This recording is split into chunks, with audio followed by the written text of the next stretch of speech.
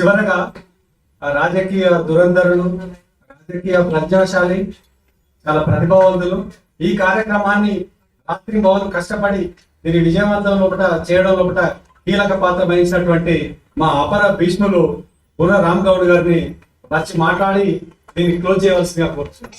Thank you. Ramanna బుర్ర రామ్ గౌడ్ గారు. అందరికీ నమస్కారం. ఒకసారి జై తెలంగాణ. అందరూ తెలంగాణ ముందు పెట్టాలి కదా, ఒకసారి గట్టిగా జై తెలంగాణ, జై తెలంగాణ, జోహార్ తెలంగాణ వీరులకి. అందరూ తెలంగాణ నాకు తెలిసి ఆంధ్రులైనా కూడా చేయకూడుతుంది, మరి మనం తక్కువ కొడుతున్నాం. జోహార్ తెలంగాణ వీరులకి, జోహార్ తెలంగాణ వీరులకి.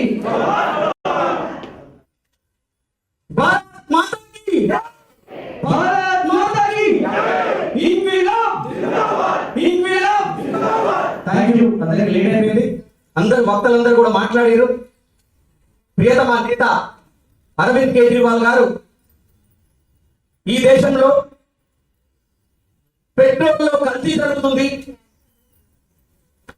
E20 పేరుతో ప్రజల్ని మోసం చేస్తున్నారు ఈ దేశ ప్రధాని అని ఆగస్టు 1న ఈ ఉద్యమాన్ని మొదలు పెట్టారు ఢిల్లీలో. ఈ రోజు దేశవ్యాప్తంగా కూడా E20 పెట్రోల్ మీద అన్ని పార్టీలు చర్చకు దిగాయంటే ఆమ్ ఆద్మీ పార్టీ సామాన్యుల పక్షాన అరవింద్ కేజ్రీవాల్ గారు ఈ రోజు తన వాణి, తన గలం వినిపించగలిగారు. వక్తలందరి మాటలు విన్నారు, నేను కొత్తగా ఏం మాట్లాడట్లేదు. మనకు హక్కుంది ఈ తెలంగాణలో, ఈ దేశంలో. భారత ప్రభుత్వమే కావచ్చు, తెలంగాణ ప్రభుత్వమే కావచ్చు, ఏది చేయాలనుకున్నా ప్రజలకు తెలియజేయాలి, అది మన హక్కు.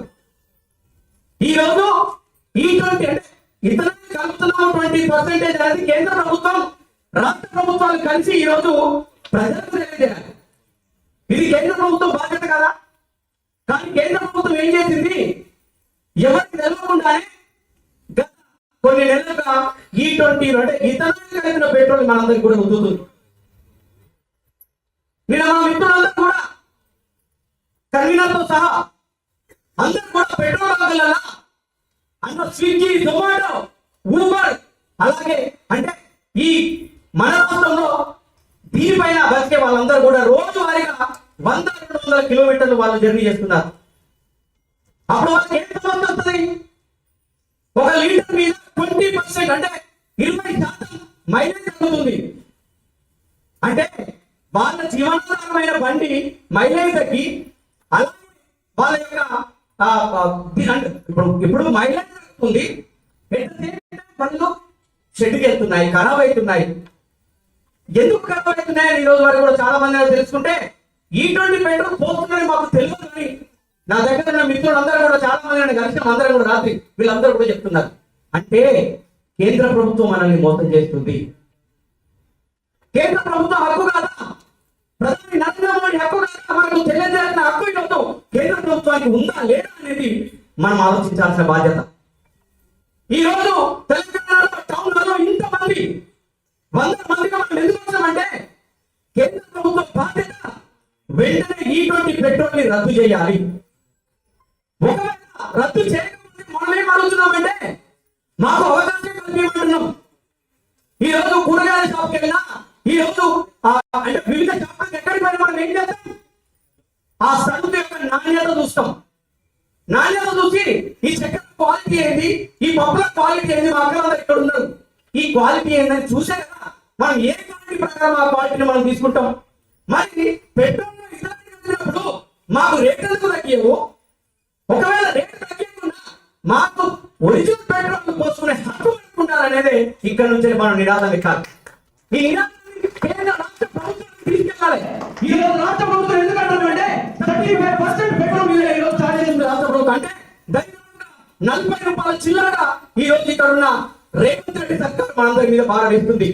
ఇతరులే కేంద్ర ప్రభుత్వం ఏం చెప్తుంది, లాస్ట్ టైం ఈ 5% అని కాంగ్రెస్ పార్టీ అంటే ఏమంటారు, కానీ మేము E20 తప్ప అంటారు. ఇద్దరు కాంగ్రెస్ బీజేపీ ఇద్దరు కూడా ఈరోజు ఈ దేశ ప్రజల్ని, ఈ రాష్ట్ర ప్రజల్ని మోసం చేస్తున్నారు. కాబట్టి అన్నలారా, అక్కలారా, దీనిపైన నినాదం తీసుకురావాలి.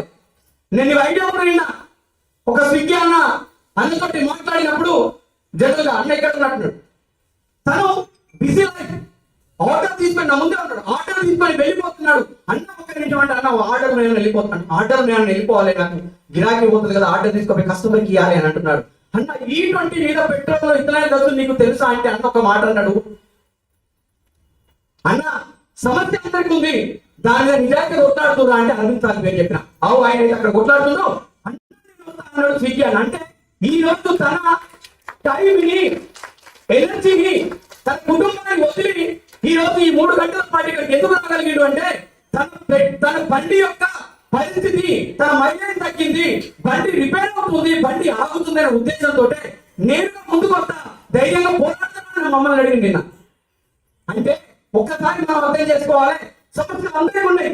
ఈ రోజు E20 పెట్రోల్ తో మైలేజ్ తగ్గుతుంది నిజం.